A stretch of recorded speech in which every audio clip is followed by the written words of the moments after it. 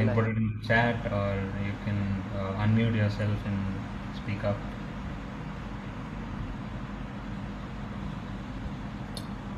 Okay, so then I guess we can proceed forward. yeah, I think we'll proceed to the fourth and fifth problem then. So, and then in the end we can take up questions if there are any. So I'll just share my screen. Um,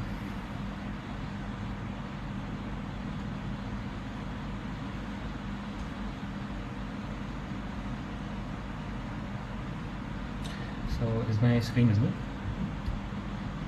Okay, cool. So yeah.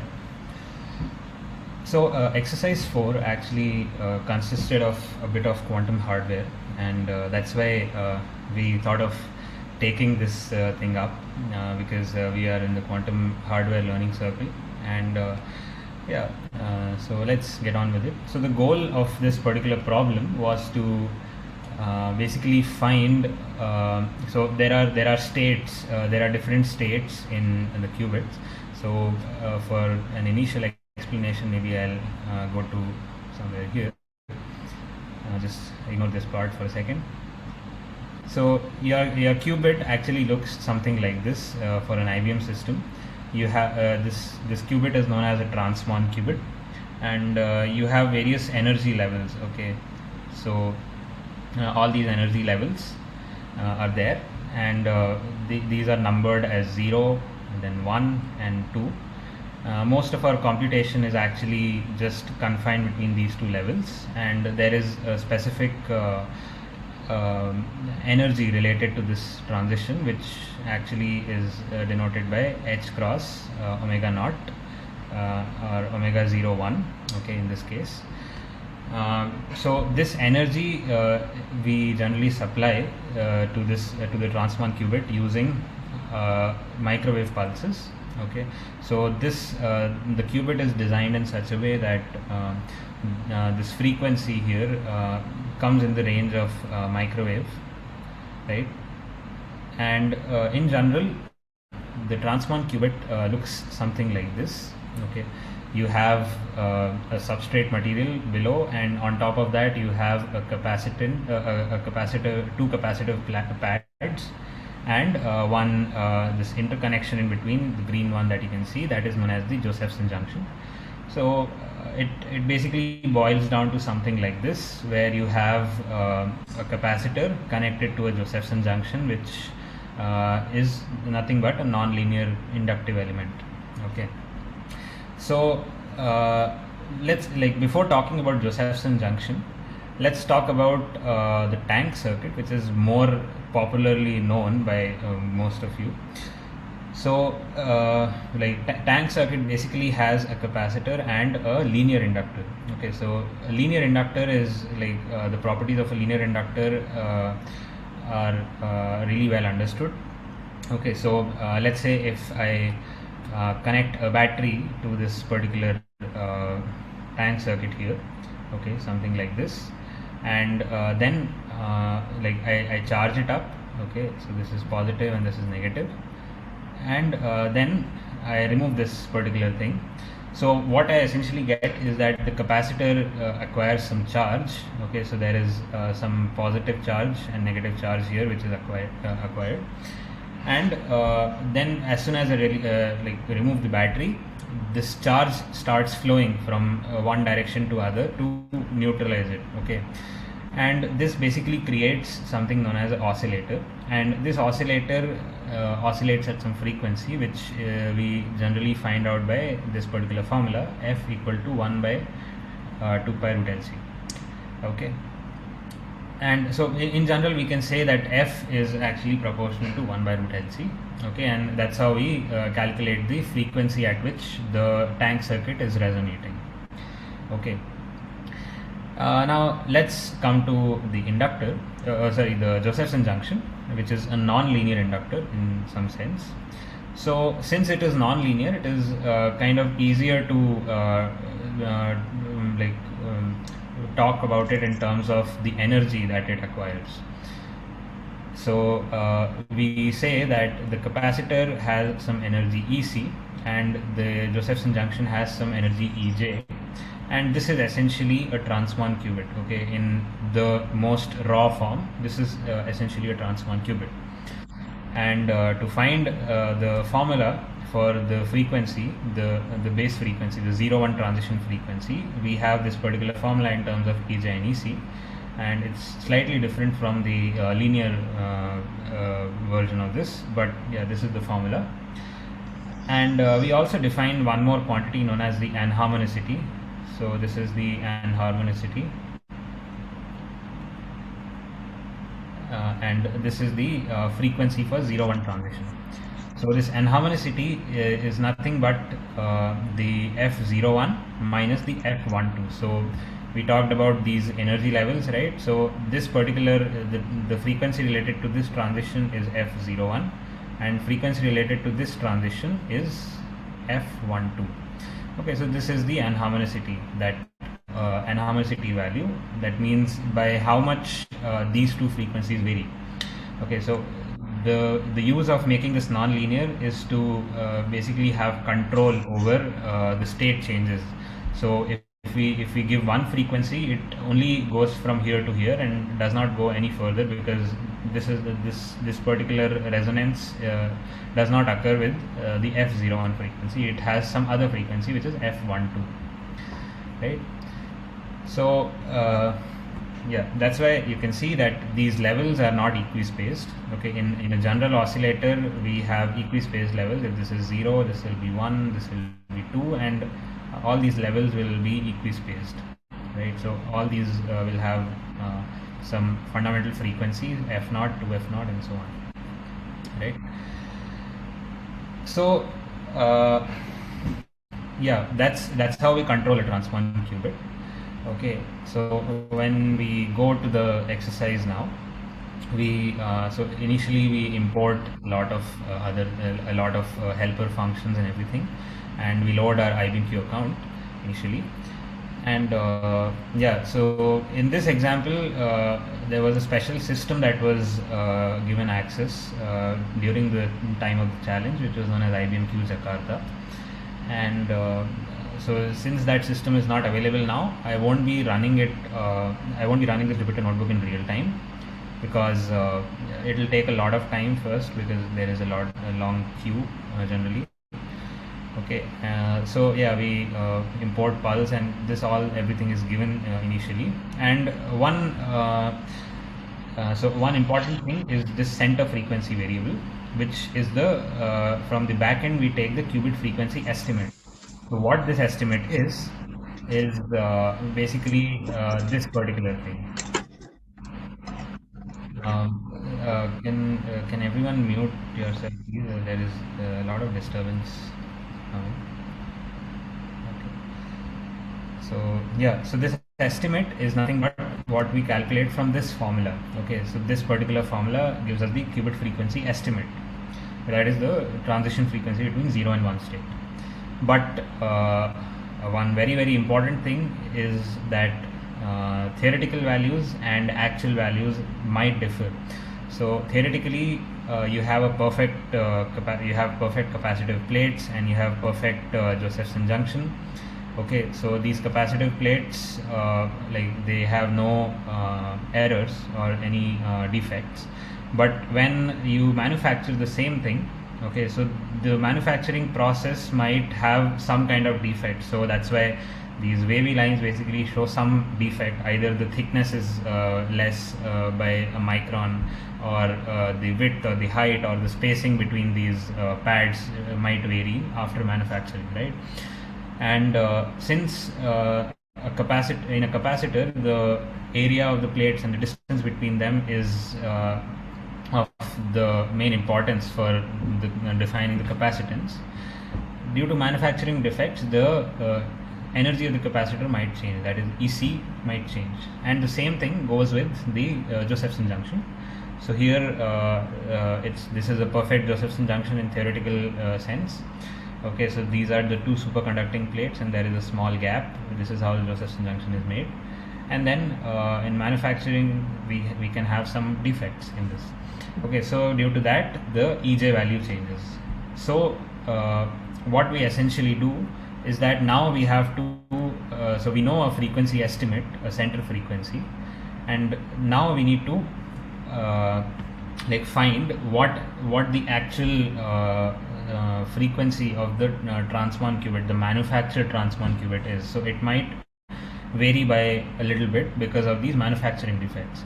So for that we do something known as qubit spectroscopy. Okay, so qubit spectroscopy basically means that we want to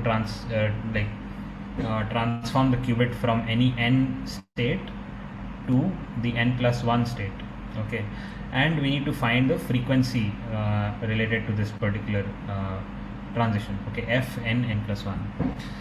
So how do we do that is we implement something known as a frequency sweep.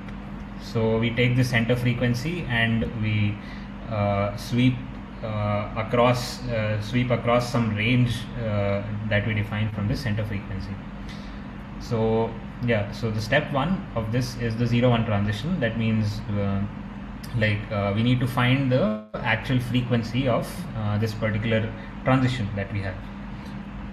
So for this we perform the qubit spectroscopy experiment for 0 to 1 transition, and in Qiskit pulse there is something known as a schedule, which is nothing but just a collection of these pulses. Okay, so here this pulse is something known as a drive pulse, which basically rotates the qubit. Okay, so rotates the state of the qubit.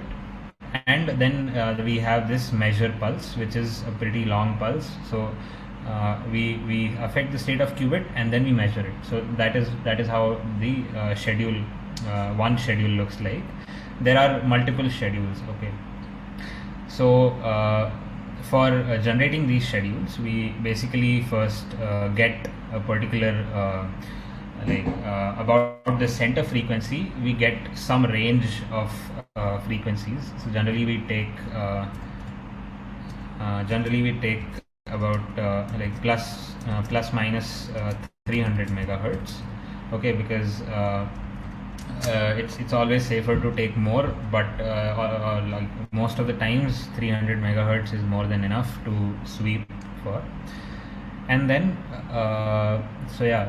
we define this particular array. So this helper module actually returns an array of multiple frequencies ranging from the center frequency to center frequency plus 300 megahertz. And then we implement a for loop, and for each for loop we set that particular frequency in gigahertz and play that particular frequency and then call the measure pulse. So this playing the spec pulse and calling the measure pulse is basically this thing that you're seeing. So this is the spec pulse and this is the measure pulse. Okay, and we append all of these schedules into one array, one central array called spec 01 schedules or skeds, and then we draw the same thing. Then finally we send the job to the backend that we have defined, and this basically returns us a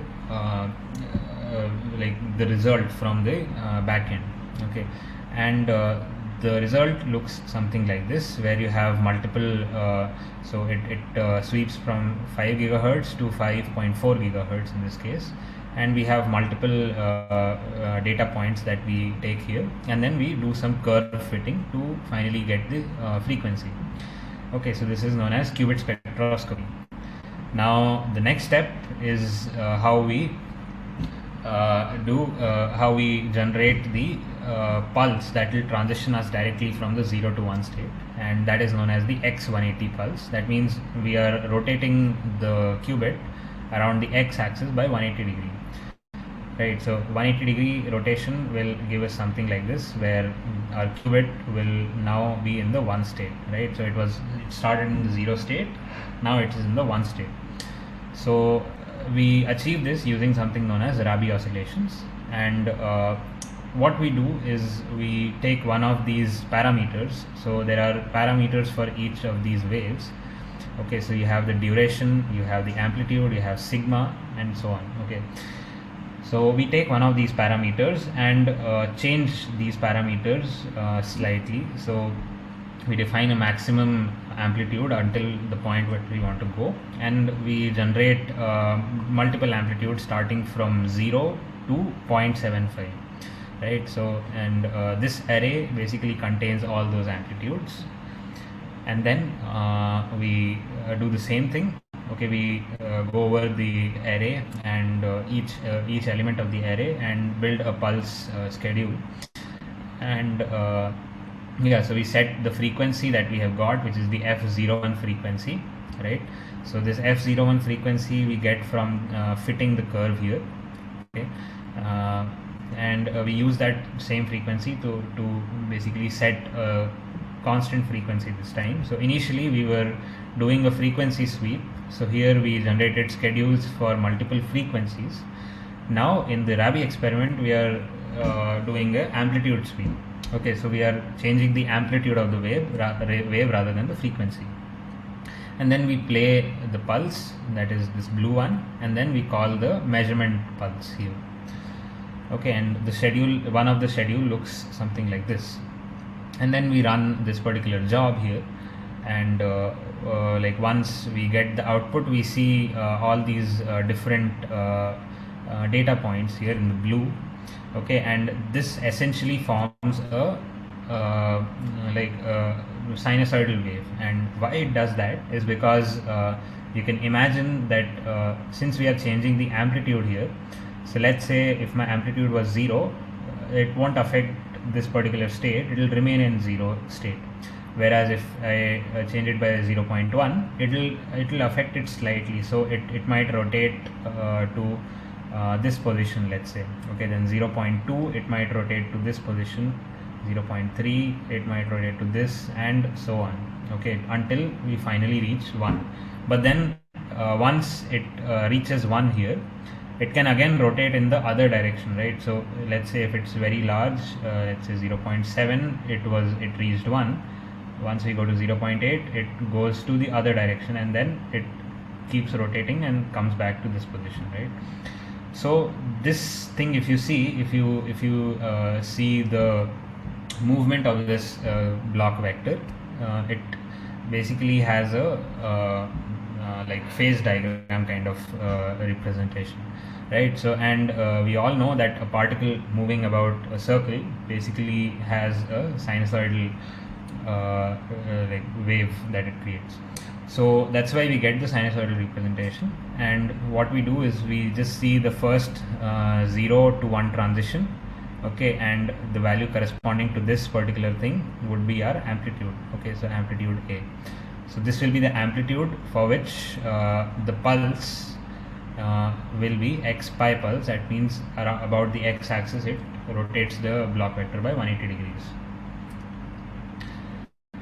Okay, so that's what we are doing here. So we get the amplitude as 0.206, as you can see here. And now this was just a primer for the problem. Now we come to the actual problem, which is transitioning between 0 and 1. So transitioning between 1 and 2. And to do that, we actually have 2 steps. So the first step is to implement this particular x pi pulse. Okay, so now we have got the frequency, that is F01, and the amplitude equal to A for the x pi pulse, and we need these 2 variables to define this particular pulse. So we make this x pi pulse and do this 0 to 1 transition. And now since we are in we are in the 1 state, we can actually do the qubit spectroscopy thing again to get the F12 frequency, which is the target that we have, right? So that is what is mentioned here. We can apply the x pi pulse, and then we apply a second pulse with varying frequency. So we again do a frequency sweep for the 1 to 2 transition, and it looks something like this, where you have the first pulse, which is the x pi pulse, which has been defined here. You play this pulse, and then you set the frequency of the particular like the frequency of the 1 to 2 transition, which is basically the frequency that you are sweeping for minus the anharmonicity frequency. Okay, so anharmonicity here is defined as minus 0.3. That means negative 300 megahertz. Okay, and then you can create a Gaussian pulse for that and play the pulse and then measure it. So the schedule looks something like this, and you have two pulses. This first pulse is for changing the state from 0 to 1, and then the second pulse is for the qubit spectroscopy experiment. So this pulse actually remains constant, the first one, whereas the second pulse we keep changing the frequency and seeing where we are getting the maximum resonance with the transmon. And we run this on the hardware, and then finally we get something like this.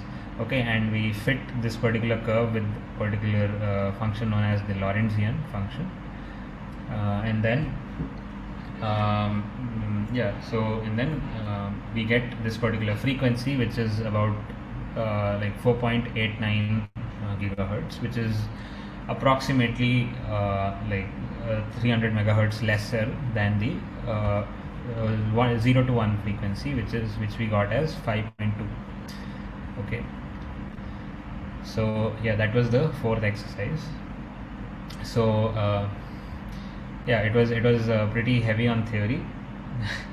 So yeah, if there are any questions, we can take that up.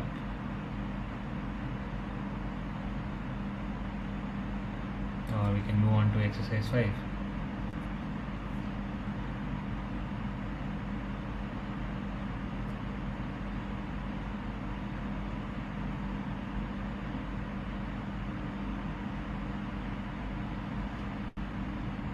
I guess we can move forward, Abhi.